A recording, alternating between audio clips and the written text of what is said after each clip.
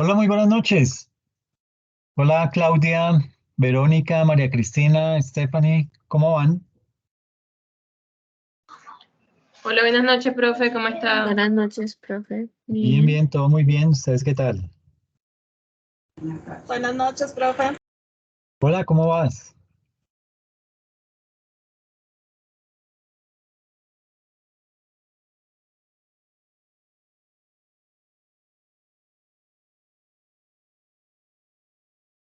Bueno, hoy vamos a hablar acerca de un tema que se denomina, o bueno, que lo llamé diferencias entre auditoría interna, externa y revisoría fiscal, antes de meternos a hacer lo de el caso práctico de la auditoría. ¿Por qué es importante esto? Porque es que cada uno de estos tipos de auditoría tienen unas características bien marcadas y digamos que tienen un propósito diferente, ¿ok? Entonces, si bien es cierto la revisoría fiscal, pues digamos que es muy propia de Colombia, ¿sí? Es una actividad que no se maneja en otros países. Hay que comprender también que eso tiene unas dinámicas, tiene unas reglas específicas, tiene una legislación muy propia y con base en eso, pues digamos que hoy vamos a tratar de abordar esa temática para ver los pros y los contras de cada uno de ellos. ¿Listo? En ese orden de ideas, entonces, digamos que el contenido está organizado de la siguiente manera. Vamos a hablar acerca de lo que es la auditoría interna, externa y la revisoría fiscal. ¿Qué diferencias hay? ¿Sí? Eh, a nivel de auditores internos y externos, ¿cómo coexisten sus labores en pro de la organización? Vamos a hablar acerca del decálogo de la auditoría interna, es decir, esos principios para poder realizar una auditoría eficaz, los pasos para realizar una auditoría de los estados financieros y unas conclusiones. ¿Listo? En ese orden de ideas, entonces, vamos a hablar en principio acerca de lo que es la auditoría interna. Eh, bueno, en primera instancia vamos a hablar de toda esta temática que se denomina auditoría interna, externa y revisoría fiscal. ¿Hay diferencias? Eh, digamos que cuando uno habla de la auditoría interna o de la auditoría externa o de la revisoría fiscal, eh, digamos que esos tres tipos de auditorías están dirigidas ¿a qué? Específicamente a evaluar el cumplimiento de los procesos y de la normatividad aplicable ¿en qué? En una entidad. ¿Ok? Ahora, esas tres se diferencian, entre otros aspectos, en su alcance, en sus funciones y en el nivel de responsabilidad. ¿Ok?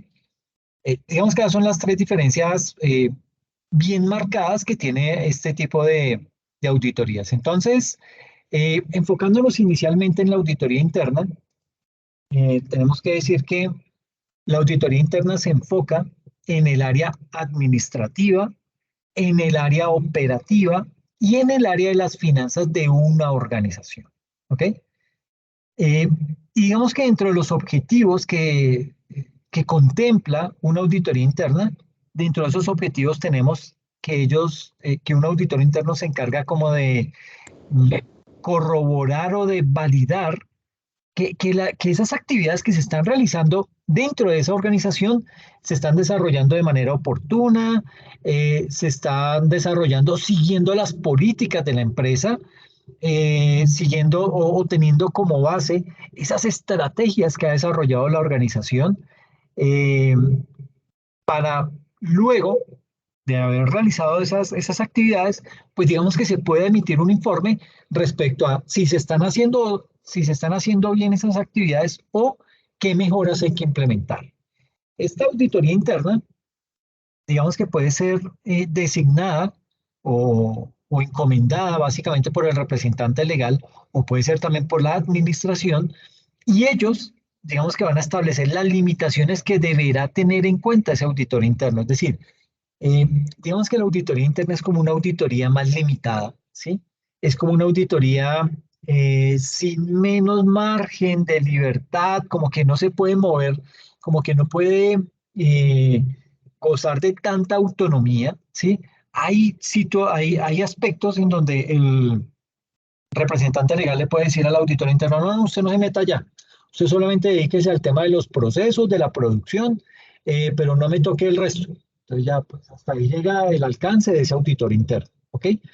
Entonces, cuando uno habla de auditoría interna, digamos que las limitaciones son esas áreas en las que a ese auditor interno no se le permite ejercer su accionar. Y esas áreas digamos que mm, ¿cómo se diría? Esas limitaciones deben quedar muy claramente consignadas por escrito en las funciones del auditor. ¿Ok?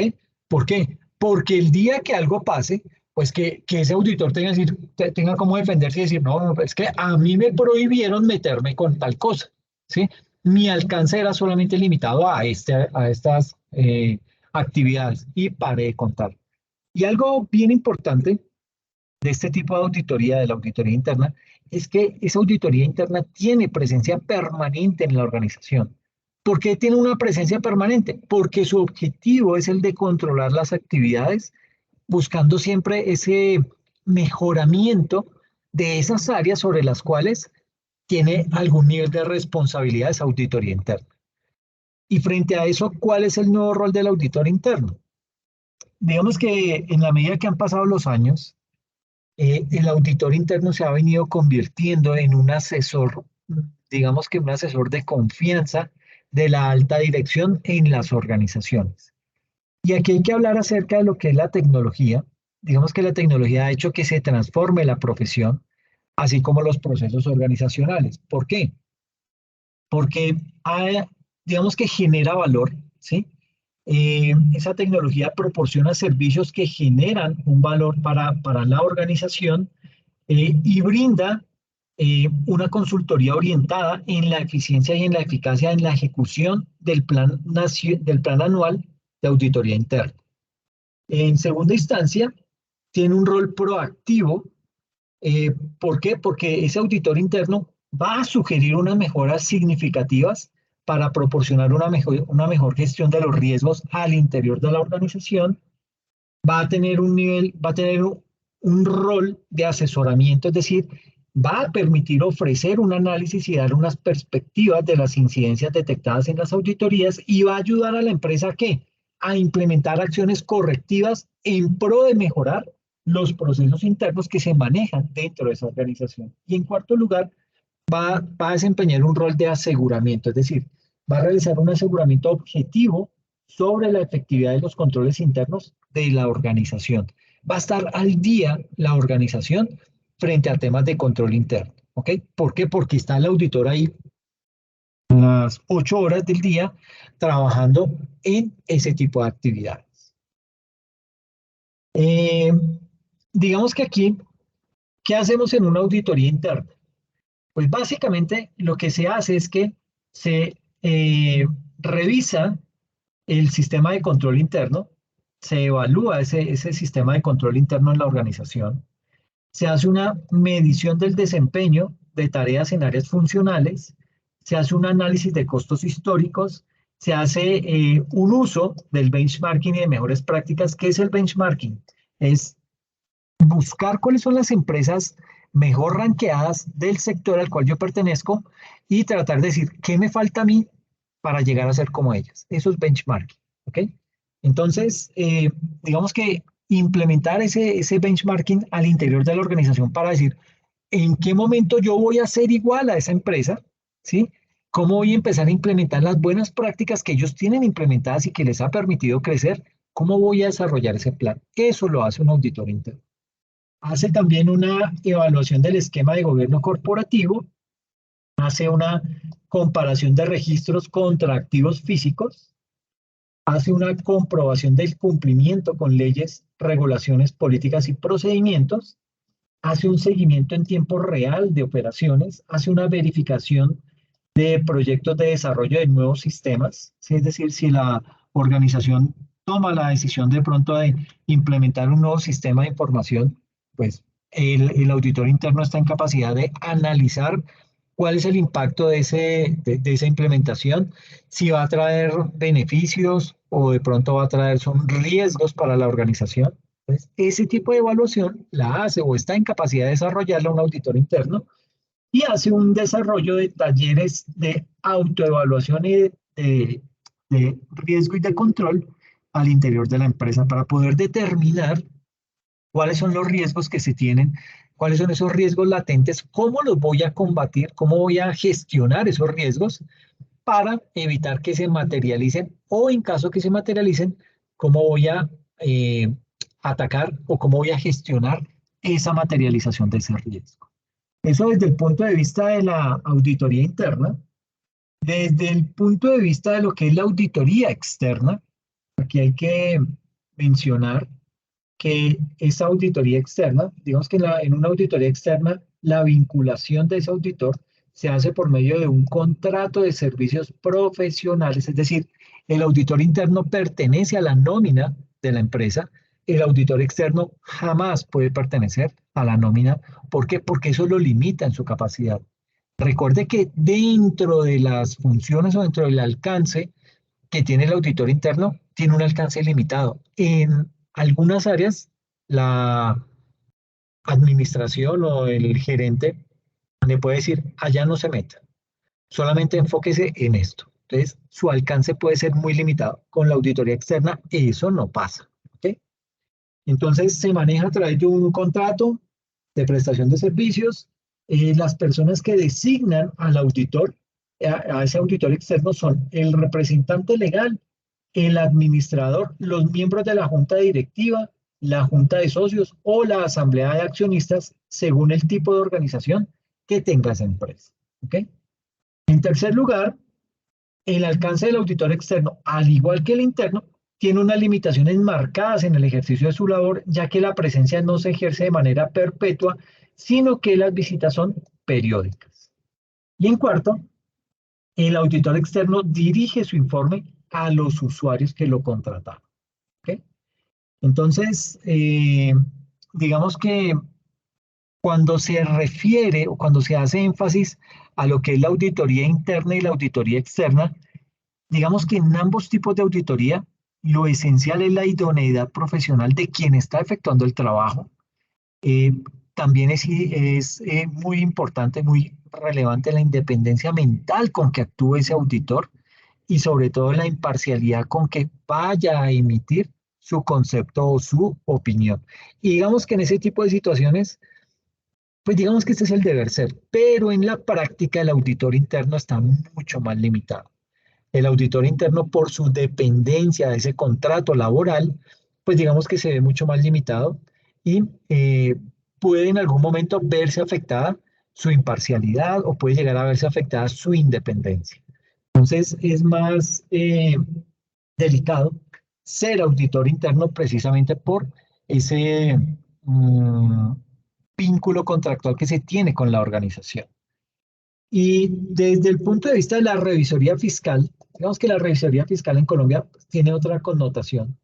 La revisoría fiscal es una institución que es ejercida por un profesional de la contaduría pública que es capaz de dar fe pública sobre la razonabilidad de los estados financieros, validar los informes con destino a las entidades gubernamentales y vigilar sobre los actos de los administradores. Eso es lo que básicamente hace un revisor fiscal. Mire que un auditor interno no necesariamente tiene que ser un contador público. Puede ser un ingeniero industrial, puede ser un administrador de empresas. No es necesario que tenga obligatoriamente el título de contador público. ¿Que es lo ideal? Sí. Pero si no existe, pues esas funciones las puede llegar a desempeñar un ingeniero industrial fácilmente. En la revisoría fiscal no.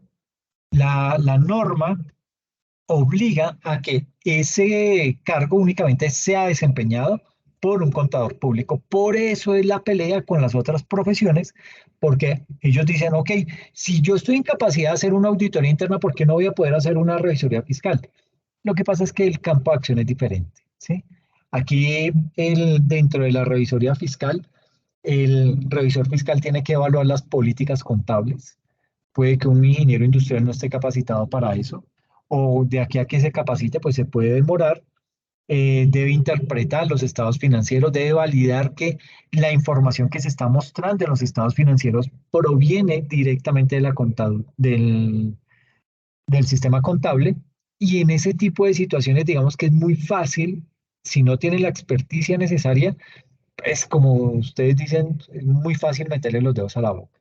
Entonces, ahí puede que haya inconvenientes. Dentro de la revisoría fiscal, los encargados de nombrar al revisor fiscal son la Asamblea General de Accionistas, la Junta de Socios o la Asamblea de Asociados según el tipo de entidad del que se trate, es decir, lo más alto dentro del órgano de administración de una empresa. La vinculación de ese revisor fiscal se hace generalmente a través de un contrato de servicios laborales por relaciones de independencia, aunque también puede realizarse por medio de un contrato laboral. No es muy usual, pero hay empresas que tienen un revisor fiscal ya de planta y pues a este le tienen el tipo de contrato laboral, pero ahí se especifica que el revisor fiscal es autónomo, es independiente, que él puede, digamos que, actuar independientemente sin ningún tipo de presión por parte de la administración. Y por último, a diferencia de los auditores, los encargados de ejercer las labores de revisoría fiscal cuentan con un alcance ilimitado de la información. ¿Ok? Digamos que frente al tema de la revisoría fiscal, la orientación profesional que fue emitida el 21 de junio del año 2008, digamos que el objetivo de esa orientación profesional era brindar información conceptual y brindar información regulatoria sobre el ejercicio de la revisoría fiscal. Esa orientación profesional señala que la institución de la revisoría fiscal en Colombia es de capital importancia en los entes económicos de distinta índole.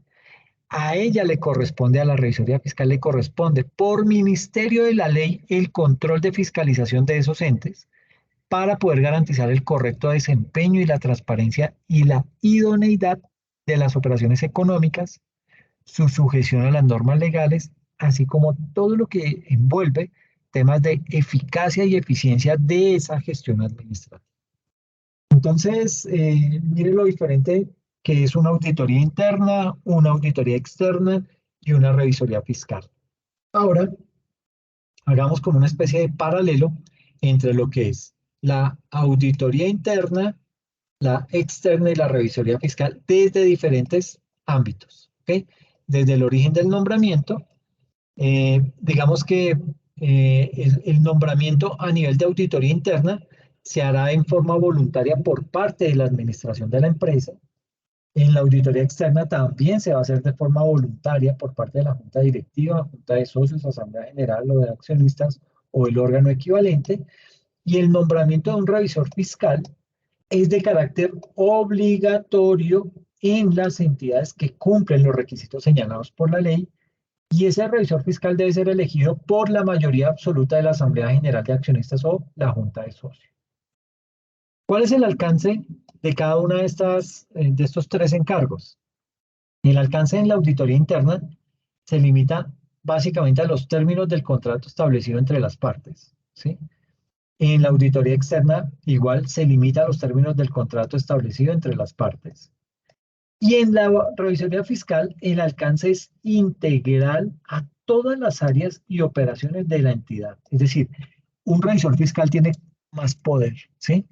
Pero, como dice el tío de Spider-Man, un gran poder conlleva una gran responsabilidad. Es decir, ¿por qué lleva una gran responsabilidad? Porque es que yo no solamente, como revisor fiscal, le tengo que emitir un informe a la junta de socios de la empresa, sino que yo también debo certificar los estados financieros para entidades gubernamentales, los estados financieros con los cuales se solicitan préstamos a los bancos, los estados financieros con los cuales eh, se piden créditos a los proveedores, etcétera, etcétera. Es decir, cuando una empresa tiene un revisor fiscal, goza de mayor credibilidad, ¿ok? Porque si el revisor fiscal es corrupto, si es un revisor fiscal que se deja manipular, pues digamos que el nivel de responsabilidad conlleva a que esa persona no solamente pueda perder su tarjeta profesional y quede inhabilitado, sino que adicional a eso, esto lleva a cárcel, ¿ok? Entonces, es mucho más de responsabilidad ser un revisor fiscal que ser auditor externo o ser auditor interno. ¿Cuáles son las funciones? ¿O qué pasa desde el punto de vista de las funciones en cada una de las tres ramas? A nivel de auditoría interna, las funciones son evaluar el sistema de control interno, detectar hechos generadores de riesgos y proponer mejoras en el funcionamiento de la entidad. Desde la auditoría externa, entregar una opinión sobre la razonabilidad de los estados financieros y desde la óptica de la revisoría fiscal, dictaminar sobre la razonabilidad de los estados financieros y autorizarlos con su firma. Adicionalmente, todas las funciones que están mencionadas dentro del artículo 207 del Código de Comercio. Código de Comercio que pues vale la pena mencionar, fue creado en el 71 y todavía está vigente. Entonces, pues digamos que es un poquito antiguo, como para todavía tenerlo vigente sin que se le hayan hecho unas modificaciones. ¿Qué profesional ejecuta cada una de las auditorías? En la auditoría interna, cualquier persona que labore en la empresa no se requiere de una profesión en particular. En la auditoría externa, un contador público o una firma de contadores. Y en el caso de la revisoría fiscal, únicamente un contador público de forma independiente o a través de una firma de contadores. ¿Cuál es la forma de contratación? Desde la auditoría interna, se tiene, digamos que un contrato laboral, para la auditoría externa un contrato por prestación de servicios y para la revisoría fiscal un contrato por prestación de servicios o un contrato laboral. No, digamos que no hay tanto complique dependiendo cómo se quiera contratar al revisor fiscal. La independencia va orientada a que en el tema del auditor interno, esa independencia es limitada. ¿Por qué? Por su vínculo laboral. ¿Ok? Por tener esa necesidad o esa dependencia de ese vínculo laboral, pues su independencia se va a ver afectada, su independencia va a estar marcada y en varios aspectos, pues va a ser una independencia coercitiva en el sentido en que no todo lo va a poder expresar ese auditor porque va a tener una serie de limitantes. El auditor externo tiene una independencia absoluta, al igual que el revisor fiscal, independencia absoluta. A nivel de responsabilidad, la responsabilidad del auditor interno es directamente con la empresa, no recae esa responsabilidad en entes gubernamentales, en entes departamentales, etcétera, etcétera, sino que es directamente con la organización. La responsabilidad de la auditoría externa es de carácter civil, ¿sí? Y de la revisoría fiscal, la responsabilidad es tanto civil como penal y legal. ¿Ok? Entonces, tiene una mayor connotación ser revisor fiscal que ser auditor externo o auditor interno. ¿Ok? Desde la óptica de los intereses que persigue cada uno de ellos, digamos que el auditor interno tiene un interés privado, el auditor externo tiene un interés privado, el revisor fiscal tiene un interés público. ¿Ok? ¿Por qué? Porque ese informe que emita ese revisor fiscal tiene un alcance muchísimo mayor que el informe que emite el mismo auditor externo o la auditoría interna. ¿Por qué? Porque el revisor fiscal permea con ese informe entidades gubernamentales. Entonces, se exige ese nivel de responsabilidad del revisor fiscal. ¿Y cuál es la norma aplicada a cada una de estos tres escenarios? Pues la norma aplicada para el tema de la auditoría interna son las NAGA, las normas de auditoría generalmente aceptadas, las normas internacionales de auditoría y se pueden complementar con las normas COSO, COVID y MESI en el caso de entidades del Estado. En temas de auditoría externa, la norma que se aplica es las NAGA, las NIA. También aplica la Ley 43 del 90 y el Código de Ética para Profesionales de la Contabilidad. Aplica la NIC C1 sobre control de calidad y también se puede complementar con COSO, COVID y MESI. Y las del revisor fiscal son las NAGA, las normas internacionales de auditoría, la Ley 43 de 1990 y el Código de Ética para Profesionales de la Contabilidad, la norma internacional de control de calidad número 1 sobre control de calidad y las implementadas con COSO, COVID, MESI, la ley Sarbanes-Oxley, que básicamente esta ley fue creada para prevenir o para reducir delitos transnacionales, ¿sí? Lavado de activos, financiación de actividades terroristas, todo eso se orienta a través de la ley Sarbanes-Oxley, en donde también se mira que los recursos que se depositan en los bancos pues son recursos legales, son recursos que provienen del desarrollo de actividades legales y no de actividades ilegales. Y todas las disposiciones de la Superintendencia de Sociedades y del Estatuto Tributario aplican para ese revisor fiscal. ¿Ok? Mm, miremos un poco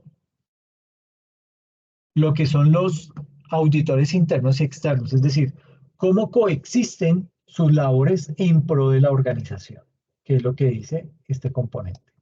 Entonces, digamos que los auditores internos y los externos, ambos deben conocer el alcance y ambos deben conocer los métodos de trabajo de cada uno, deben comentar la cobertura de esa auditoría y estar en capacidad de proporcionar acceso a los informes y los papeles de trabajo.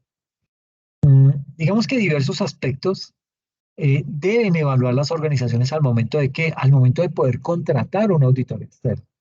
Entre esos aspectos que debe evaluar una empresa al momento de contratar un auditor externo están los siguientes. El primero, la experiencia y el conocimiento en la industria o el sector.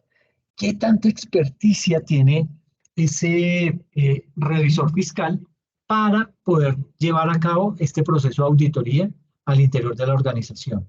¿Cuál es la experticia que él maneja? Eh, también, digamos que aquí hay que tener presente que ese auditor debe tener un equipo multidisciplinario, digamos que la independencia y la prevención de conflictos de intereses respecto al cliente y el servicio que está sujeto a la auditoría debe protegerse al máximo. Y por último, el respaldo metodológico.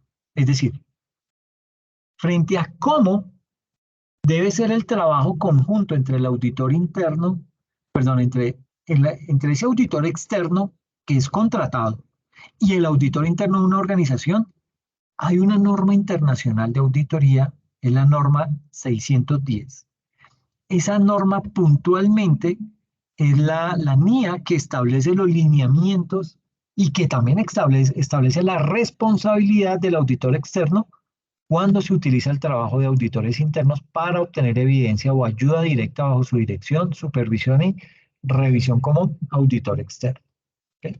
Entonces ahí habrá que enfocarse en qué dice esa norma, esa NIA 610, y poder aplicarla. Y esto solo es aplicable cuando el auditor cuenta con un plan a su inicio, cuando ha efectuado previa evaluación del cumplimiento y tiene una competencia técnica, y además contempla restricciones o requerimientos frente a esa evidencia. Entonces, digamos que no todo el trabajo de todos los auditores internos se puede reciclar, se puede, ¿cómo se diría?, reutilizar dentro de una auditoría externa si no tiene esas características que les acabo de mencionar. Ahora, ¿cuáles son las condiciones para una acertada auditoría? Digamos que esa coordinación para una acertada auditoría están también enmarcadas en la NIA 610. Esa norma también establece lo que son los lineamientos sobre la discusión y la coordinación con la función de la auditoría interna, es decir, cómo yo hago para no volver a hacer un trabajo que ya se hizo en la auditoría interna y volver a llegar a las mismas conclusiones. Entonces, lo que evito con eso es, oiga, señor auditor interno, suministreme por favor ese informe de las últimas dos auditorías que usted ha realizado para yo no caer en lo mismo, ¿sí? Sino que mi proceso de auditoría vaya enfocado a otros aspectos que de pronto no han sido evaluados ni han sido cotejados por auditores. Entonces, digamos que desde esa óptica, esa NIA 610 adquiere mucha relevancia. Eh, digamos que aquí también, frente a esos lineamientos, digamos que esos lineamientos que traza esa norma internacional de auditoría, la 610, pues nos permite eso, nos permite como auditores externos hacer uso de esos informes que ya ha adelantado la auditoría interna y digamos que eso me va a permitir enfocarme en otros aspectos. Ahora, puede que no se utilice el trabajo del auditor interno, ¿sí? Eh, no habría inconveniente, pero digamos que se corre el riesgo de caer en evidencias que ya la auditoría interna ha revelado, situaciones que ya conoce la gerencia y cuando llega un auditor externo, que por lo general cobran más que un auditor interno, pues va a decir, no, pero usted me está diciendo lo mismo que ya me venía diciendo la auditoría interna. Entonces, ¿cuál es su valor agregado? ¿Sí? Entonces, digamos que ahí hay que tener mucha precaución con eso. Eh, hay que, digamos que, evaluar los riesgos y hay que evaluar el modelo de negocio. Hay que entender a qué se dedica la empresa para poder, asimismo, evaluar las políticas contables, poder evaluar los riesgos a los que se ve sometida la organización, tanto internos como externos, etcétera, etcétera. Entonces, partiendo de eso, digamos que esa coordinación para una acertada auditoría va a tener que contemplar el momento de realización del trabajo de ese auditor externo, la extensión de la cobertura de auditoría, cuál es el alcance que va a tener esa auditoría, los intervalos de discusión apropiados a lo largo del periodo y por último informar cuestiones que resulten ser significativas y que puedan afectar al auditor externo y el acceso a informes relevantes.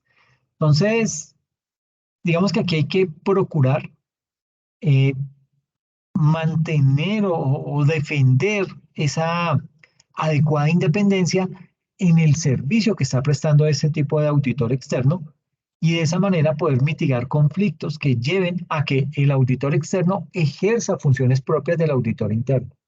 ¿Por qué? Porque ahí, como se dice vulgarmente, estamos pisándonos las mangueras y pues no le va a gustar al auditor interno que yo como auditor externo entre a desarrollar actividades que él está desarrollando o que él ya había desarrollado y yo entro como a evaluarlas y a juzgarlas. Entonces, digamos que frente a eso hay que tener mucha precaución para pues, no caer en ese tipo de situaciones. Ahora, esto no significa que si usted encuentra alguna anomalía, pues no va a tener acceso a eso. Por el contrario, si usted encuentra una anomalía, hacia allá tiene que enfocarse, ¿sí? Porque usted ya de pronto encontró que hay algo que está viciado dentro de la auditoría interna y pues eso lo lleva a que usted tenga más herramientas para poder indagar acerca de ese tipo de situación puntual que ha encontrado, ¿ok? Y hay que hablar también acerca de lo que son los auditores internos. Mm, digamos que auditores internos y externos deben reunirse periódicamente y compartir métodos de trabajo entre los dos, porque vuelvo y digo, el interno está siempre en la organización. El externo hay muchos vacíos con los que llega, de pronto no comprende desde un momento cero, desde un momento, digamos que a corto plazo, puede que no logre comprender el modelo de negocio de la organización y esto va a llevar a que patine, a que pierda tiempo. Entonces, hay que ser estratégicos, hay que echarnos al bolsillo al auditor interno también para que él nos comparta situaciones que de pronto para él por sus limitaciones no le han permitido y que nos diga, mire, yo he detectado tal y tal cosa y valdría la pena que usted lo analizara, etcétera, etcétera. Entonces, eh, para este tipo de situaciones que recomiendan que el auditor interno y el externo se reúnan periódicamente y poder compartir esos métodos de trabajo, sucede que el Instituto de Auditores Internos del Perú, ellos sugieren que los auditores internos y los externos se reúnan periódicamente para debatir intereses comunes y poder beneficiarse cada uno de sus técnicas, poder beneficiarse y compartir entre ambos áreas de experiencia y perspectivas complementarias. Es decir, esto va a ser un gana-gana para ambos, pero digamos que también deben conocer el alcance y los métodos del trabajo de cada uno. Eh, tanto el auditor interno como el externo deben comentar la cobertura de la auditoría y la programación. ¿Para qué? Para poder minimizar esas redundancias que usted puede llegar a cometer siendo un auditor externo. Entonces, aquí pues va a haber que proporcionar acceso a los informes de ese auditor interno para que la auditoría externa los conozca de primera mano. cuáles son los programas y los papeles de trabajo que ha tenido que utilizar ese auditor interno, que pues, digamos que sería el escenario ideal en donde ese auditor pudiera darnos acceso a eso, pero los papeles de trabajo le pertenecen al auditor. Entonces, está en su potestad si él nos quiere compartir o no esa información. Entonces, pues digamos que ahí toca manejarlo con pinzas, no vaya a llegar usted a imponerlo, no vaya a llegar a tratar mal al auditor interno, ni mucho menos. Esto tiene que ser dentro de un marco de respeto, pero sí digamos que tratar de ganarse ese auditor para que le facilite la mayor cantidad de información, ¿ok? No solamente los informes, sino también los papeles de trabajo, etcétera, y poder evaluar conjuntamente las áreas de riesgo. Indica ese Instituto de Contadores, perdón, ese Instituto de Auditores Internos del Perú, que por otra parte, en cumplimiento de sus responsabilidades de supervisión en lo que respecta al aseguramiento, el Consejo Directivo de una organización debe requerir la coordinación del trabajo entre los auditores internos y externos con el fin de aumentar la economía, la eficiencia y la eficacia del proceso de auditoría general. Entonces, si es directamente la, el cuerpo de administración, la junta directiva de socios, la que le ordena al auditor interno que facilite la información que necesite el auditor externo, pues digamos que ya vamos abonando un terreno bastante amplio y digamos que de esa manera, pues nuestro trabajo se va a facilitar en muchos aspectos.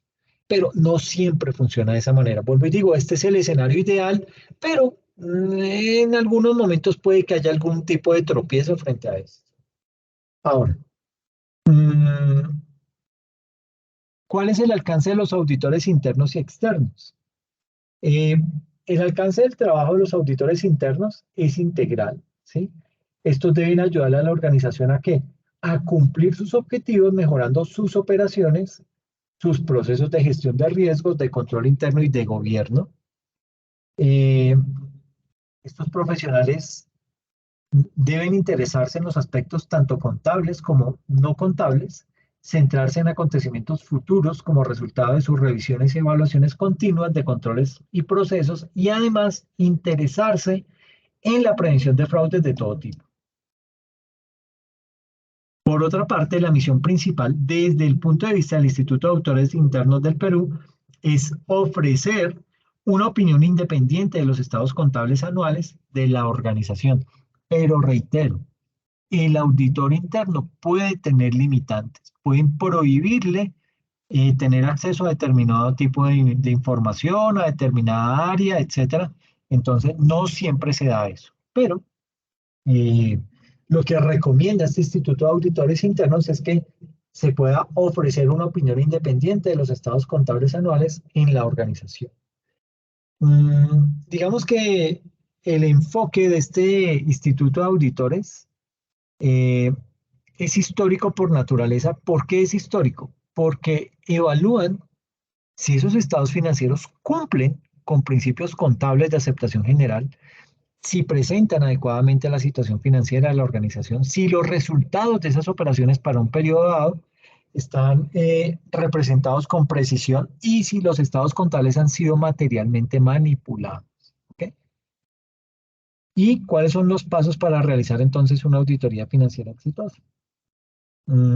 Digamos que frente a esto, digamos que antes de realizar una auditoría de estados financieros, y digamos que tomemos como base una pyme, el profesional que va a realizar esa auditoría de esos estados financieros en esa pyme, ese profesional deberá tener en cuenta que ese tipo de auditorías están basadas en riesgos, que era lo que hablábamos la sesión pasada.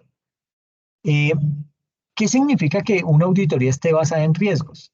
Significa que las labores que desempeña ese auditor se encuentran fundamentadas en el riesgo, ¿ok? Es decir, yo tengo que evaluar los riesgos de esa empresa, cuáles son los principales riesgos, cómo los están identificando, cómo los están gestionando para proceder ahí sí a realizar todo mi proceso de auditoría. Entonces, para poder sacar adelante ese tipo de auditoría basada en riesgos, eh, cuando el profesional decide enfocarse en el conocimiento de esa entidad y no solamente de la entidad, porque es que usted no solamente se puede quedar evaluando internamente esa empresa, usted tiene que evaluar también el entorno de esa compañía. Entonces, al momento de enfocarse ese profesional de la auditoría en el conocimiento de la entidad y de su entorno, ¿qué va a hacer? Él va a centrar su atención en las áreas donde este auditor considera que pueden llegar a surgir riesgos. Y esos riesgos pueden estar relacionados con el cliente o pueden estar, que es más grave, relacionados con los estados financieros. Entonces, digamos que la auditoría de esos estados financieros debe ser una auditoría que debe estar diseñada y ejecutada con el propósito de que la evidencia cumpla con ser suficiente, una evidencia que cumpla con ser apropiada, y esas dos características se asocian a la cantidad y a la calidad de la evidencia. Y si ese profesional de auditoría logra que la evidencia sea suficiente, logra que esa evidencia sea apropiada, ese auditor, ¿qué va a hacer? Va a poder formar su opinión sobre unas bases confiables. ¿Ok? ¿Por qué? Porque él va a mostrar evidencias, él va a mostrar que logró detectar determinados riesgos, los logró gestionar al interior de la organización y logró crear unos planes para mitigar ese tipo de riesgos. Entonces, desde esa óptica, digamos que ese es el trabajo integral, el trabajo ideal que se debería realizar. Entonces, aquí, digamos que hay una serie de pasos. El paso uno es realizar una planeación de ese proceso de auditoría, pero que esté basado en riesgos. Es decir, eh, habrá que llevar a cabo todo un proceso de planeación con el único objetivo de que de prever lo que pueda llegar a salir mal. Si yo lo hago de esa manera, esto va a permitirle a quién, a ese profesional de la auditoría, anticiparse a lo que pueda llegar a suceder. Y en ese paso, ese auditor va a tener que conocer a profundidad al cliente, va a tener que conocer a profundidad su entorno, y esto ¿qué va a hacer? Va a determinar el alcance de la auditoría. ¿Sí? Si de pronto por error va a llegar a tratar de eh, tomar un proceso de auditoría en donde usted no va a tener la capacidad la libertad de desarrollar un tema de estos, de una planeación que esté basada en riesgos, digamos que la calidad de su proceso auditorio se va a ver duramente afectada. ¿Ok? Entonces, eso es bien importante y sobre todo cuando se está realizando una auditoría financiera, aquí se deben determinar cuáles son los saldos que tienen una importancia relativa y considerar el riesgo de cada saldo para poder responder adecuadamente a esos riesgos. Entonces, digamos que esa es una tarea que debemos hacer todos los auditores financieros o los auditores de estados financieros, porque si no hacemos un análisis de cada una de las cuentas, digamos que nuestro trabajo se está centrando solamente en algunos aspectos. Por ejemplo, se, uno de los criterios que uno podría llegar a utilizar para hacer una auditoría financiera, que está mal, es simplemente centrarme en algunas cuentas, por ejemplo, todas en las cuentas del activo corriente, ¿sí? O centrarme solamente en propiedad, planta y equipo. Eso está mal. ¿Por qué? Porque si yo estoy haciendo un proceso de auditoría de estados financieros, la obligación está en evaluar cada uno de los ítems, cada una de las cuentas que hacen parte de ese de ese estado financiero para poder indicar sobre cada una de esas cuentas qué riesgo tiene y cómo se debe gestionar adecuadamente cada uno de esos riesgos. Entonces, digamos que eso es lo que tiene que ver con la planeación basada en riesgos. Viene también el paso 2, que es ejecutar lo planeado, es decir, ser muy juiciosos, muy rigurosos frente a que esto que yo planeé sea lo que yo estoy ejecutando. Si yo me salgo en algún momento de lo planeado y empiezo a ejecutar otro tipo de cosas, la auditoría corre el riesgo de desordenarse. ¿Ok? ¿Cómo hago esto de ejecutar lo planeado? Digamos que aquí lo que se hace es responder a los riesgos digamos que ese dar respuesta a esos riesgos o identificar y gestionar esos riesgos, ¿eso qué me implica? Me implica realizar unos procedimientos que tuvieron que ser planeados por ese profesional de auditoría, dado que una eficaz ejecución en la auditoría, ¿qué va a hacer? Eso redunda en que la evidencia pueda ser suficiente, redunda en que la evidencia pueda ser apropiada. Y una ejecución no planeada, ¿cuál es el riesgo que tiene? Pues básicamente una ausencia de la prevención de los riesgos y una disminución de la calidad de la auditoría. Entonces, eso le va a pegar durísimo a ese auditor. ¿Ok? El paso número 3 indica que hay que tener un control de la evidencia. ¿Ok? Es decir, para que la evidencia sea apropiada y sobre todo que sea una evidencia suficiente, hay que considerar en primer lugar la importancia relativa de esa evidencia. ¿Por qué?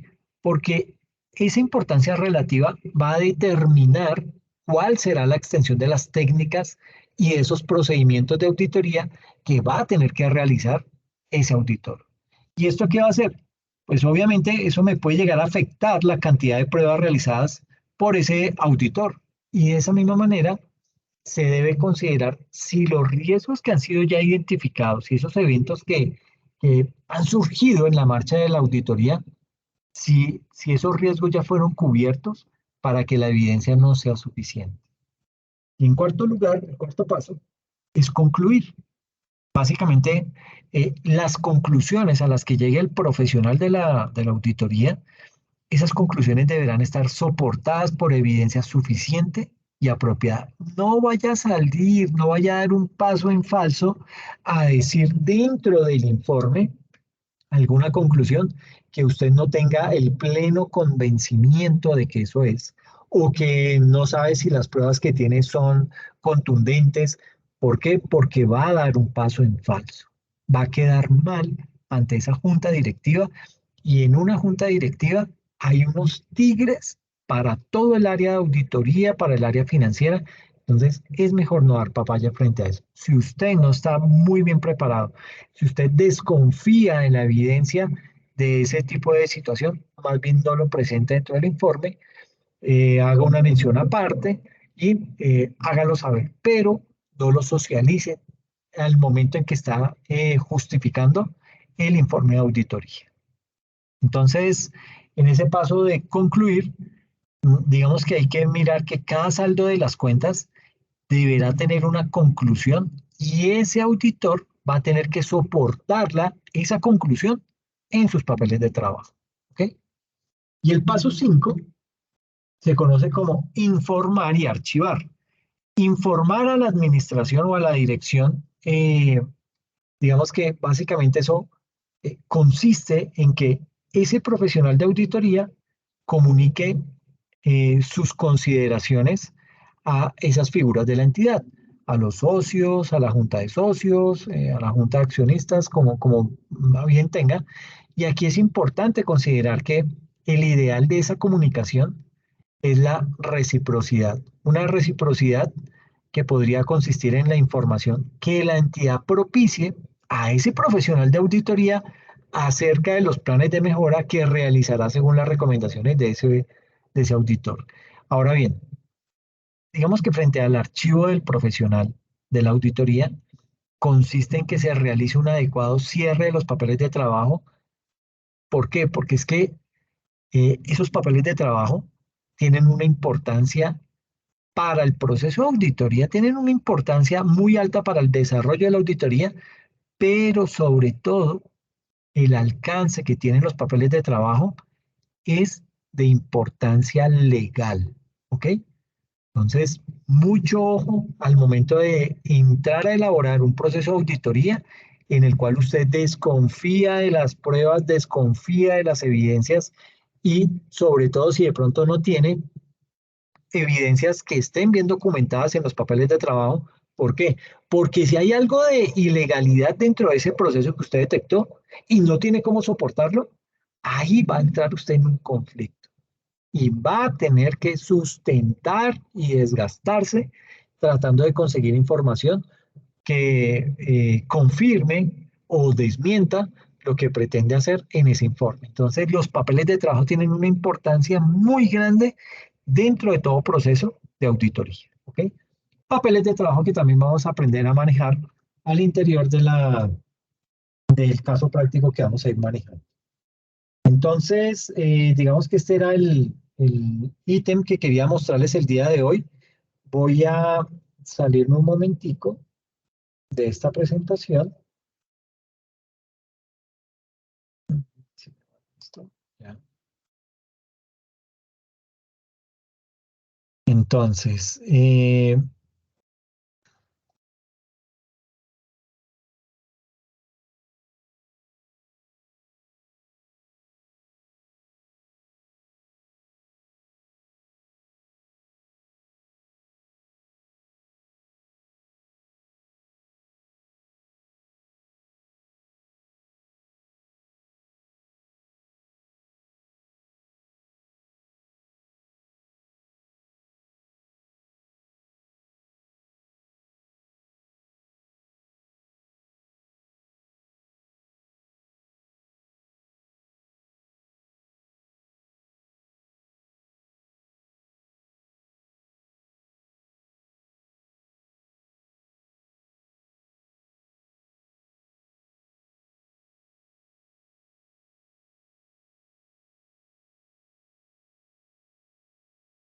entonces, vamos a meternos de lleno en lo que es el caso práctico. Quería pues mostrarles esas diferencias o esa situación que se puede llegar a presentar con el tema de los papeles de trabajo, con la importancia que tiene una auditoría interna en comparación con una auditoría externa y con una revisoría fiscal, en fin. Y ahora lo que quiero mostrarles son básicamente el caso práctico, como para que vayamos entrando en materia. ¿Listo? Voy a compartir.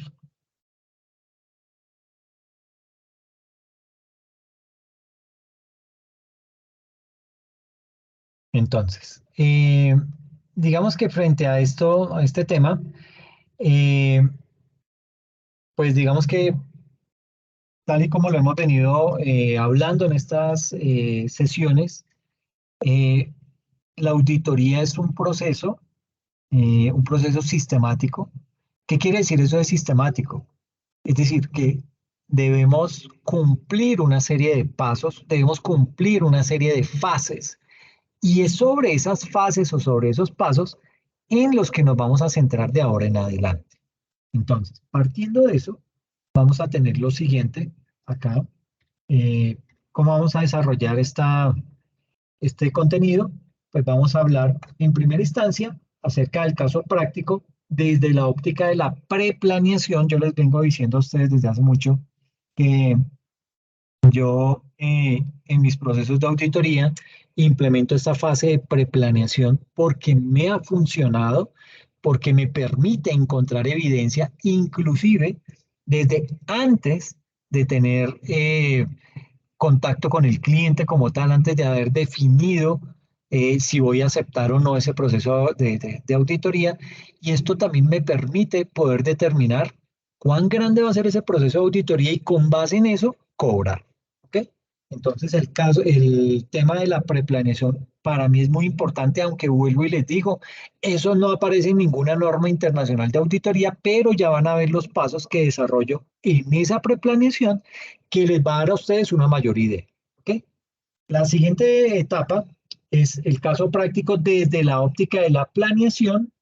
Luego miraremos el caso práctico desde la óptica de la evaluación de controles, el caso práctico desde la ejecución de la auditoría y el caso práctico comunicando los resultados a los que hemos llegado en ese proceso de auditoría.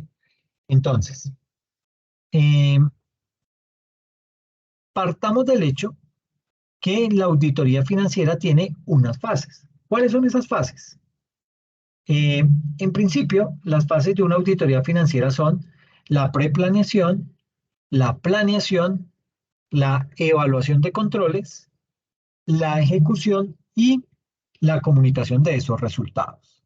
Entonces empecemos a mirar cada una de las fases qué tienen, en qué se diferencia la una de la otra, etcétera, etcétera. Entonces, en la fase de preplaneación, digamos que vale la pena mencionar que indistintamente de quién vaya a realizar la revisión y el análisis de los estados financieros, es decir, si lo va a hacer un revisor fiscal, si lo va a hacer un auditor externo, independientemente de ese rol, hay que evaluar al cliente que lo quiere contratar para ese proceso de auditoría. Por ejemplo, una firma de auditoría que no tenga conocimiento de la empresa a la que le va a prestar los servicios, debe reunirse por lo menos con el gerente de esa compañía que lo quiere contratar. ¿Para qué? Para, en primera instancia, medir el alcance de ese encargo de auditoría y de esa manera proceder a evaluar a ese potencial cliente y sobre todo poder determinar si hay riesgos asociados al aceptar ese encargo de auditoría. Por ejemplo, que por aceptar ese encargo, la firma de auditoría tenga algún riesgo reputacional por ese nuevo cliente. De pronto, esa empresa o ese cliente pertenece a un sector de una economía ilegal, ¿sí? Eh, y digamos que partiendo de ese hecho, pues es bien importante evaluar a cada potencial cliente con miras de qué, con miras de poder aceptar o de poder rechazar ese encargo de auditoría.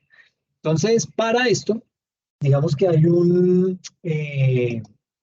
se llama un formato, un cuestionario para poder evaluar a esos nuevos clientes. Entonces, como resultado de la reunión con la gerencia del cliente que solicita el servicio, la firma de auditoría debe diligenciar un cuestionario de aceptación de clientes que identifique y evalúe los riesgos asociados a determinado cliente antes de realizar un compromiso de auditoría.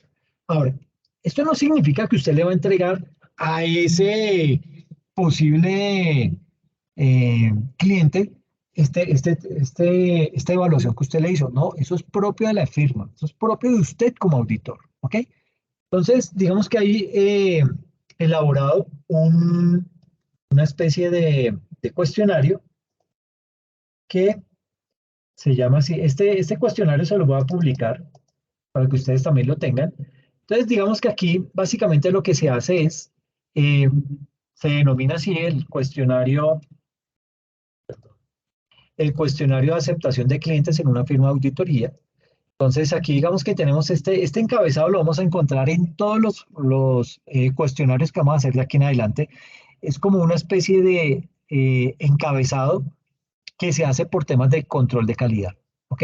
Entonces, vamos a tener el socio del encargo, cuál es el nombre del cliente, cuál es el tipo de encargo, quién lo revisó, qué periodo cubre ese encargo de auditoría, cuál es la fecha de elaboración, quién lo elaboró y quién lo supervisó. ¿Ok? Digamos que son los datos básicos que debería tener. Si usted quiere meterle más, hágalo. Siéntase libre de hacerlo, pero institucionalice este tipo de formatos al interior de la organización o de esa firma de auditoría. Ahora bien, digamos que acá está este cuestionario tiene unas preguntas, ¿sí? Que se deben formular al socio o al socio, no, a ese posible cliente. Y aquí vamos a evaluar esa respuesta y vamos con base en esa respuesta a elaborar el nivel de riesgo que tiene ese cliente en cada uno de esos aspectos. Y obviamente esto lo vamos a tener referenciado a unos papeles de trabajo. Entonces, el cliente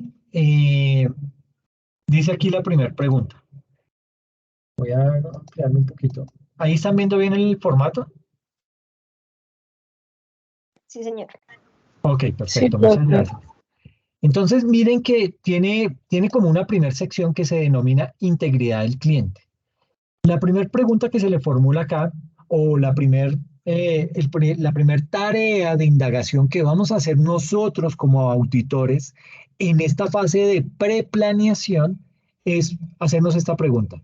El cliente, sus principales socios, sus principales accionistas o directivos, ¿se encuentran reportados en alguna lista restrictiva o vinculante como la lista Clinton o la lista OFAC? ¿Qué es eso? Sucede que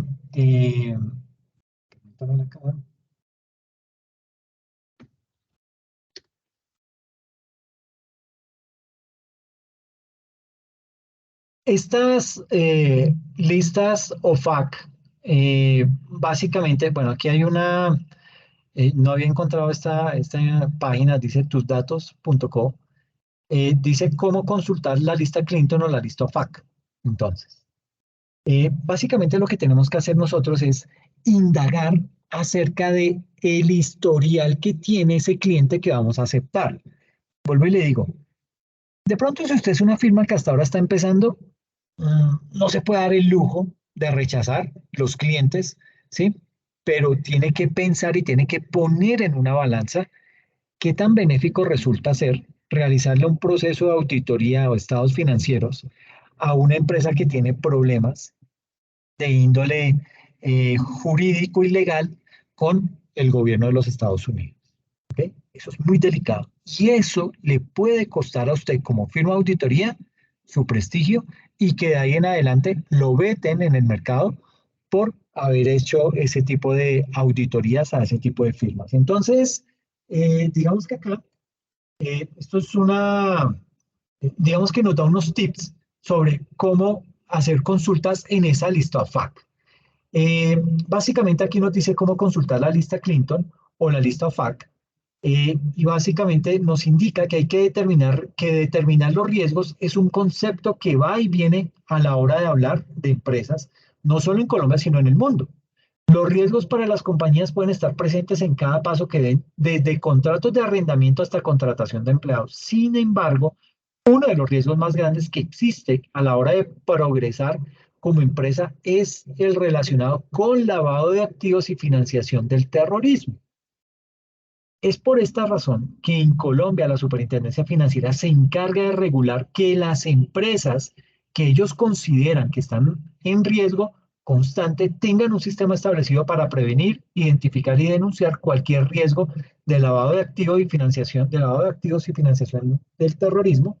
Y este sistema debe funcionar en pro de verificar todas las listas vinculantes y listas restrictivas que aplican en el país, tales como la lista OFAC, también conocida como la lista Clinton. ¿Qué es esa lista OFAC? La lista OFAC, conocida comúnmente como la lista Clinton, es el listado de personas y empresas señaladas de tener relaciones con dinero fruto del narcotráfico en el mundo. Es decir, Estados Unidos se ha tomado el trabajo de identificar a esas personas naturales, esas personas jurídicas, creó toda una lista y esas personas básicamente no pueden tener vida financiera.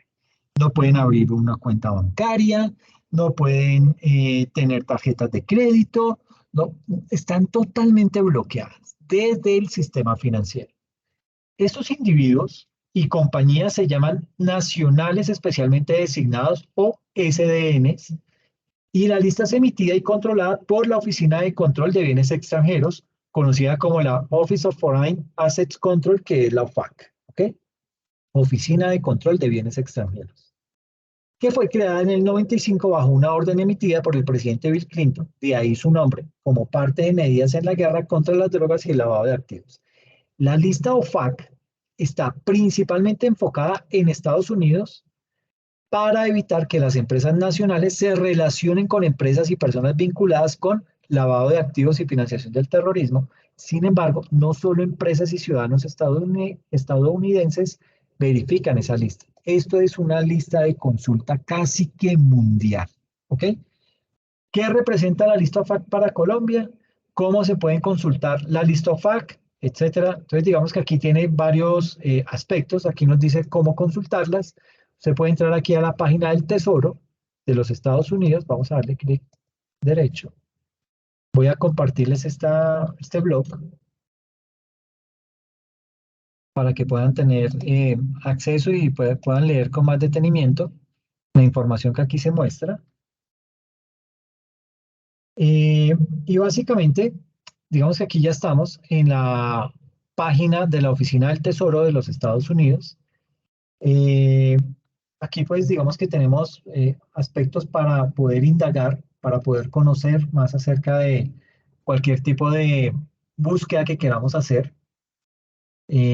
Aquí tenemos acerca de lo que es la OFAC, acciones recientes, cuáles son las listas de sancionados. Entonces, aquí aparecen las diferentes listas que usted puede llegar a consultar, programas sancionados. Entonces, sanciones relacionadas con Rusia, sanciones a Irán, sanciones a Corea del Norte, sanciones a Cuba, sanciones a carteles del narcotráfico, de narcóticos, sanciones relacionadas con eh, cosas, con delitos cibernéticos, sanciones relacionadas con Venezuela y una lista completa de programas de sanciones y eh, información de países que pues habrá que consultar en determinado momento. ¿Listo? Eh, aquí, a ver si hay alguna forma. Bueno, entonces aquí usted puede empezar a indagar acerca de esas diferentes búsquedas. Mira, aquí está la lista completa de eh, lista completa de nacionales especiales designados, lista completa de especiales designados en formato de texto en PDF, cambios que han habido, etcétera. Entonces, básicamente, usted lo que hace es puede darle clic a este botón, buscar en la lista de sancionados por el OFAC o por la FAC, y él lo lleva a otra página en donde usted puede básicamente tener acceso a esa lista y poder empezar a realizar las búsquedas. Entonces usted puede buscar digamos que puede tener una serie de filtros o puede buscar aquí por el nombre de la persona. Entonces, digamos,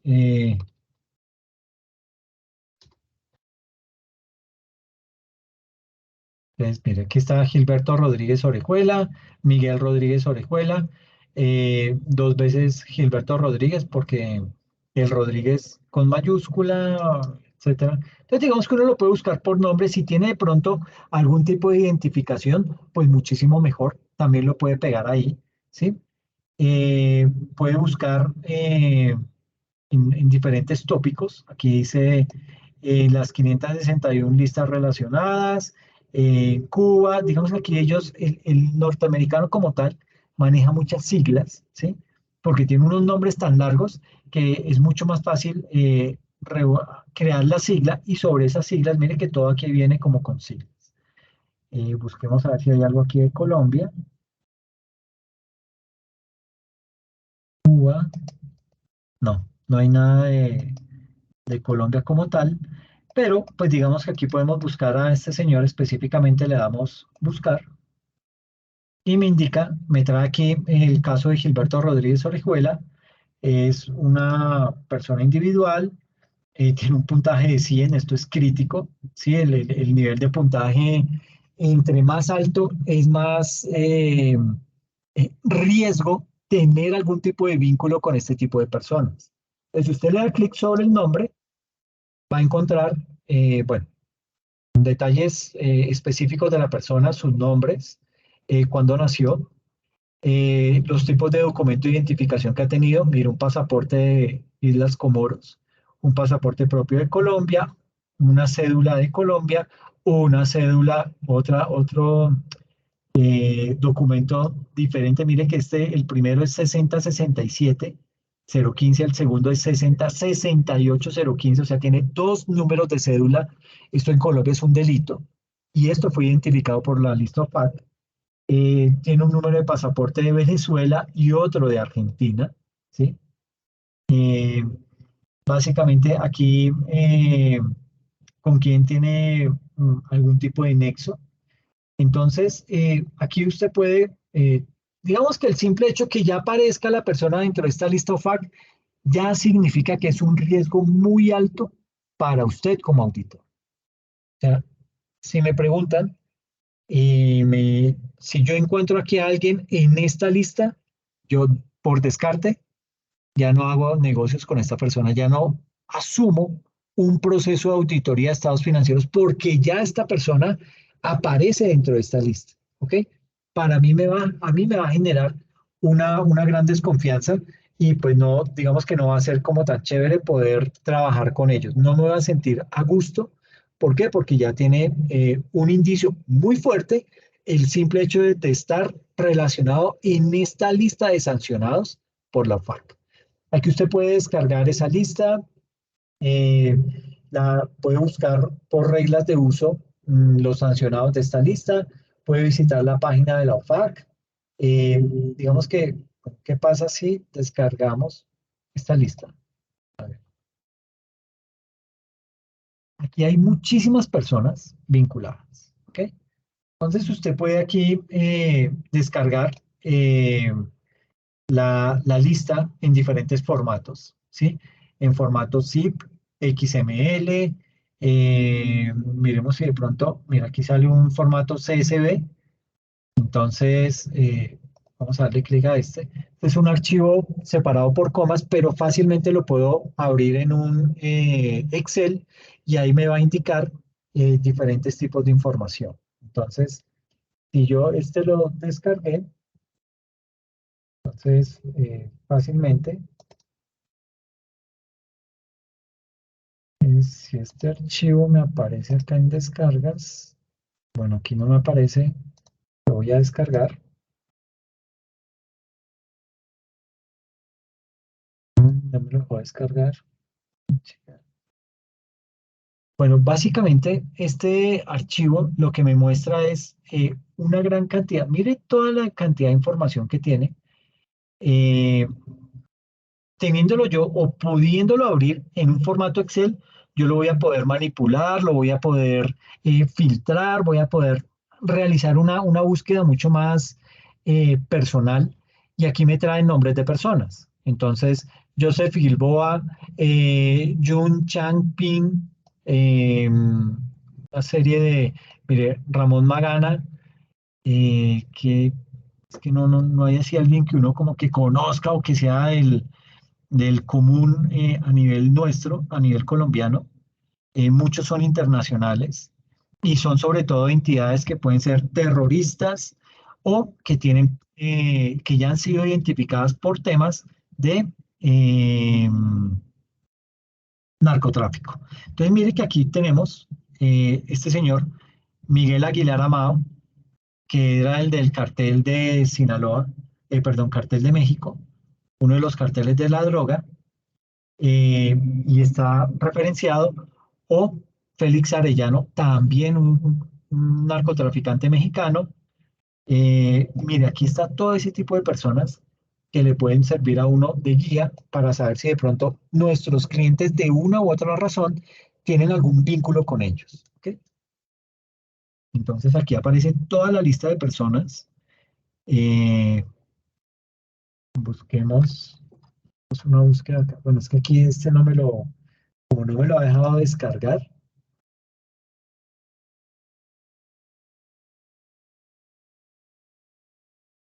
Y si no me lo deja descargar, se me dificulta.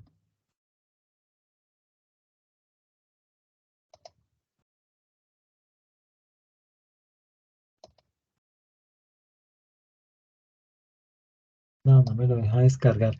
Pero bueno, y no sé si aquí me permita. Sí, parece que deja hacer búsquedas. Busquemos.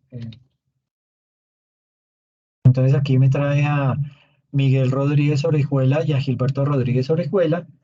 Me trae datos propios de ellos, como vimos ahorita. Como le decían, el señor a Miguel Rodríguez Orejuela. Eh, Aquí hay que mirar, bueno, diferentes. Cómo lo, lo, lo identificaban a él. Pero aquí básicamente, si usted encuentra una persona o un posible cliente dentro de esta lista, mi recomendación es no aceptes encargo de auditoría. ¿Ok? Esa persona ya tiene problemas acá en con la justicia norteamericana. ¿Sí? Rueda, no, Rueda Medina, José Arnoldo, Rueda Medina, no, solamente hay ese. Bueno, a este señor le dicen el Flaco. Nació en el 69 en Michoacán. Ahí encuentran ustedes básicamente, esto es de entrar a explorar, manejar esta página y hacerla casi que un hábito nuestro antes de aceptar a algún cliente, poderlo consultar a través de este tipo de listas. ¿Ok? Eso es muy importante. Léase, por favor, esa URL que le envié. Aquí dice, bueno, puede ingresar directamente a la página del Tesoro.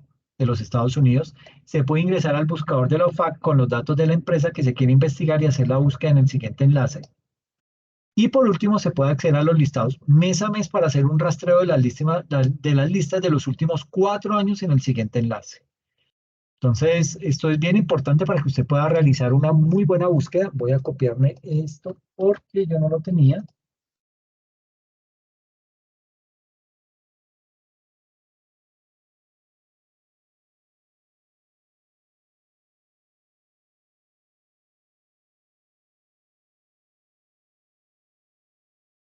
La lista acá.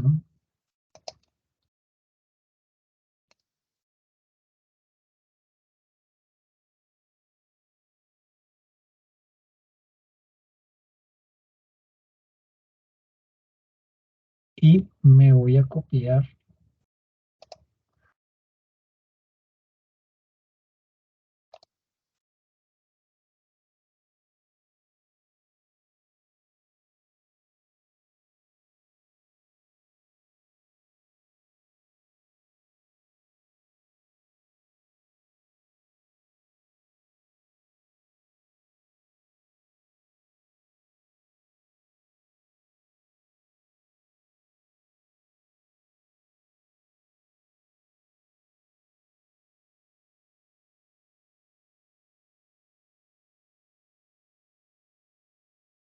Entonces, importante realizar ese tipo de búsquedas. Muy clave leerse ese blog, porque vuelvo y les digo, eso les va a facilitar cómo realizar una muy buena búsqueda y ser muy, muy asertivos en ese aspecto. Y aquí van a encontrar ustedes más, mira, valida tus clientes en el listado FAC, Bancolombia. Entonces parece que aquí en Colombia ya hay algo que está a través de Bancolombia relacionado con la FAC. Entonces aquí se puede hacer ese tipo de consultas también. El listado oficialmente llamado Specially Designed Narcotics Traffickers o SDNT List es un instrumento de consulta de la Oficina de Control de Bienes Extranjeros, en inglés Office of Foreign Assets Control, organismo dependiente del Departamento del Tesoro de los Estados Unidos para verificar que empresas y personas con las que se hacen negocios no estén relacionadas con actividades o dineros provenientes del narcotráfico, el terrorismo o el lavado de activos. ¿Cómo usar la lista? Mire que aquí también le dice cómo acceder, Voy a copiarme esta URL también y listo. Entonces, digamos que ahí tenemos esos tipos de consultas que podemos realizar para poder tener claridad sobre los clientes que posiblemente podamos aceptar o no podemos aceptar porque ya, digamos que sabemos que tienen algún tipo de eh, problema con la Oficina del Tesoro en Estados Unidos. Bien, dicho eso, entonces seguimos aquí con nuestro cuestionario. Entonces, si el cliente aparece acá, si está en esas listas, pues yo lo voy a colocar como sí, y este nivel de riesgo, el Excel ya me lo marca. Si dice sí, pum, de una vez me lo marca con nivel de riesgo alto. Si le coloco aquí que no, pues aquí yo le puedo marcar que no es un riesgo alto, sino es un riesgo bajo, ¿sí? Pero dejémoslo con un sí, como para ponerlo crítico y que sea riesgo alto, ¿ok?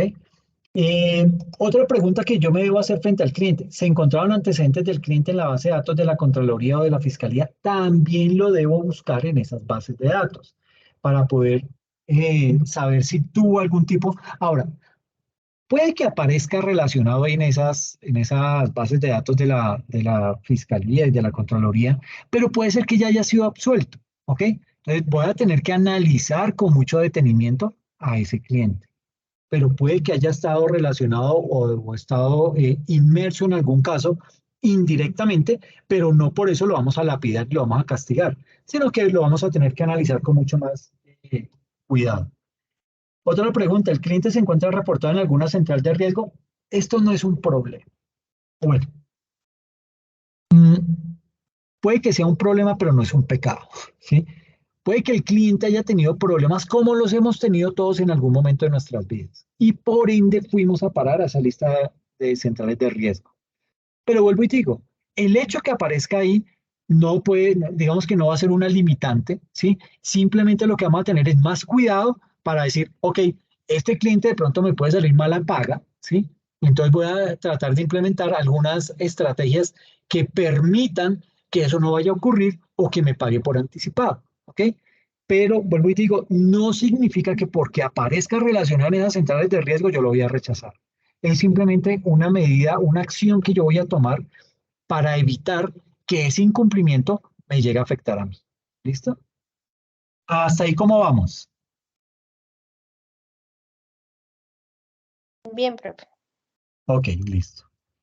Otra pregunta dentro de este formulario. ¿Existen denuncias o publicidad negativa en medios de comunicación respecto a las actividades que desarrolla este cliente? Y aquí hay que tener mucha precaución porque no sé si ustedes recuerden el caso de esta empresa, ¿cómo se llama la empresa que tiene Servientrega por la cual hace giros? El nombre de esa empresa. Efecti. Esta empresa Efecti, eh, en algún momento, hace unos años, apareció salpicada porque se suponía que esa empresa tenía, digamos que servía de canal para lavar dinero. ¿Qué pasó? Había una firma que le hacía la auditoría, es decir, cumplía las funciones de revisor fiscal en esa empresa, pero era una firma de auditores. Y esa empresa, ¿qué pasó? Cuando sale ese escándalo, las empresas que tenían contrato con esa firma de auditores, de una vez dijeron, chao señor, me da mucha pena con usted, yo no puedo seguir arriesgando mi prestigio con una firma que está vinculada con una empresa que está orientada al lavado de activos. Por ende, todas las empresas que tenían vínculo con esa firma se fueron, ¿ok? Por el simple hecho de tener una firma que sospechosamente podía estar vinculada a un tema de lavado de activos. No se había comprobado y creo que el caso salió avante para efecto. Pero el simple hecho, la sola sospecha hizo que estas empresas que ya tenían un vínculo con esa firma de auditores se echaran para atrás. Entonces, mire lo delicado que eso puede llegar a ser, porque ninguna empresa va a querer decir que es que sus estados financieros están siendo avalados por una empresa que dentro de sus clientes tiene una firma que se encarga de lavar dinero. Entonces, dése cuenta el prestigio a dónde puede llevar. ¿Ok? Otra pregunta que me debo hacer es las prácticas, ¿cuáles son las prácticas comerciales del cliente? ¿Tiene buenas prácticas o de pronto está viciado en algunos aspectos? ¿Ha salido por ahí algún escándalo? Todo eso lo voy a relacionar acá. Incumplimientos legales del cliente que puedan dar lugar a sanciones o multas. Relación del cliente con lavado de activos, financiación del terrorismo o fraude. Se ha obtenido conocimiento de que el cliente tenga problemas financieros o de liquidez. Reitero, así como el que aparece relacionado en una central de riesgo, pues esto puede que no sea un problema, que tenga problemas financieros. Todas las empresas lo han tenido o lo van a tener. Entonces, pues digamos que eso no es un pecado, pero pues yo lo que hago es curarme en salud y tratar de implementar estrategias que impidan que me vaya a quedar mal con el pago. ¿Ok? Es factible que el cliente haya cambiado de razón social o se haya fusionado o escindido recientemente. ¿Por qué? Porque muchas empresas, nada más miren ustedes, y aquí tengo solo mujeres, eh, miren por ejemplo esas, ¿cómo se llaman?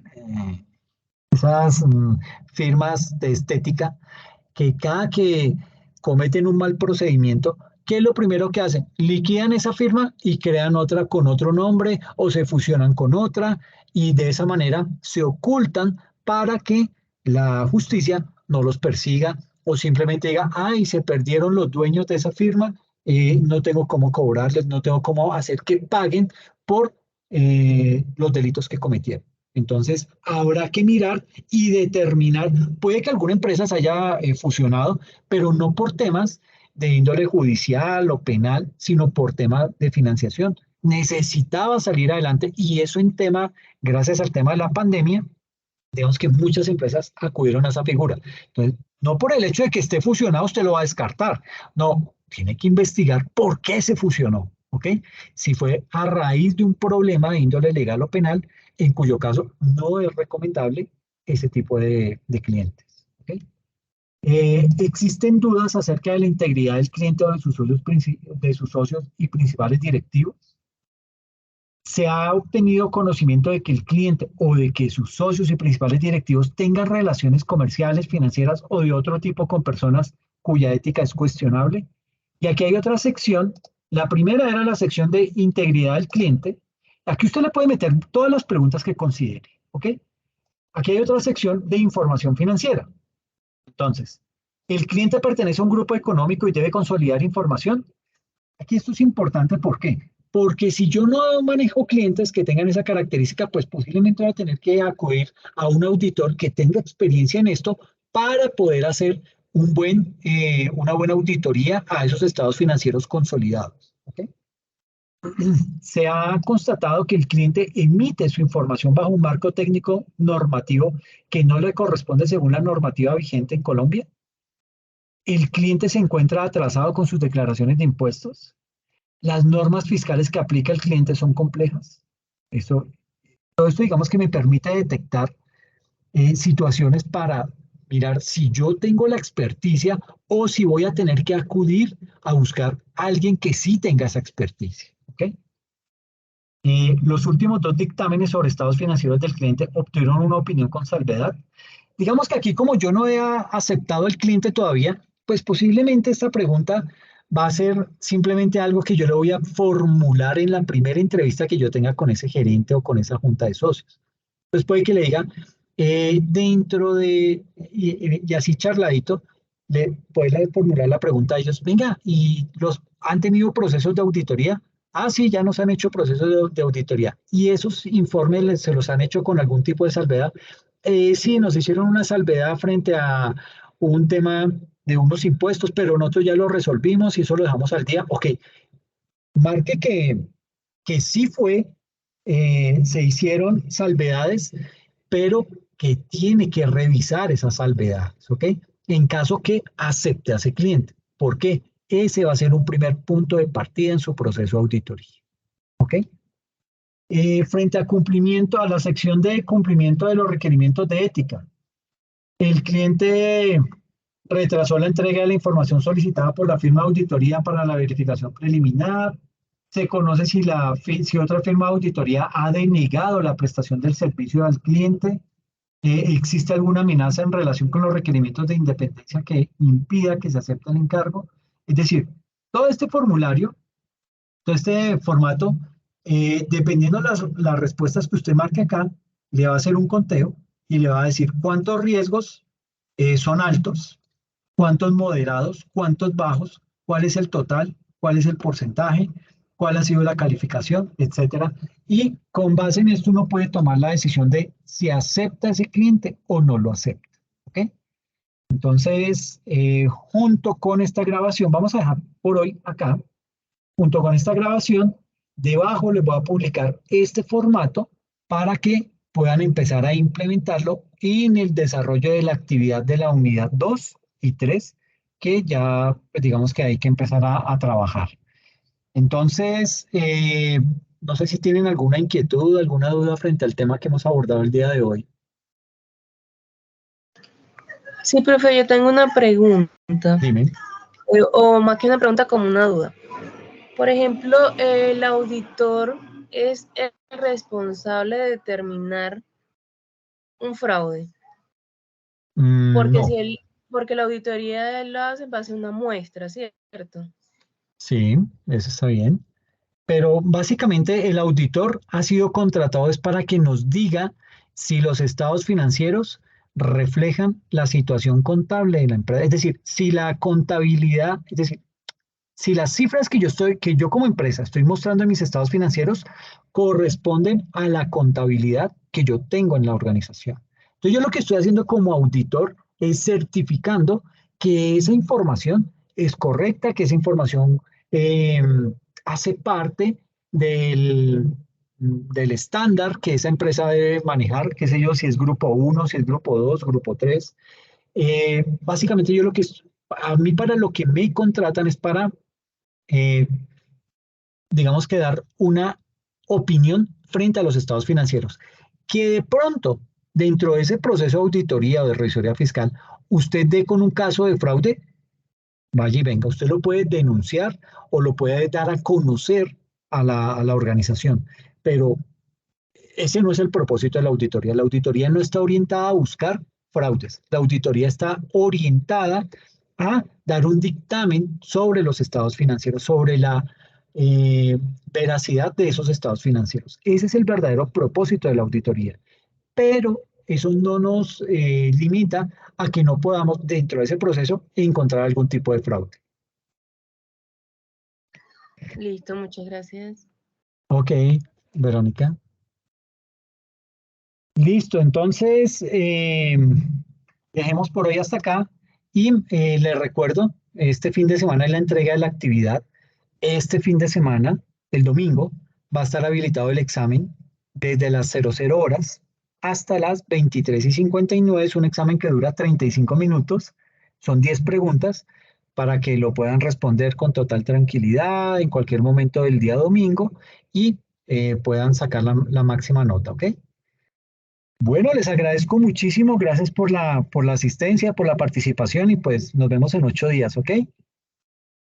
Gracias, feliz noche. Gracias, profe. Hasta luego. Cuídense mucho.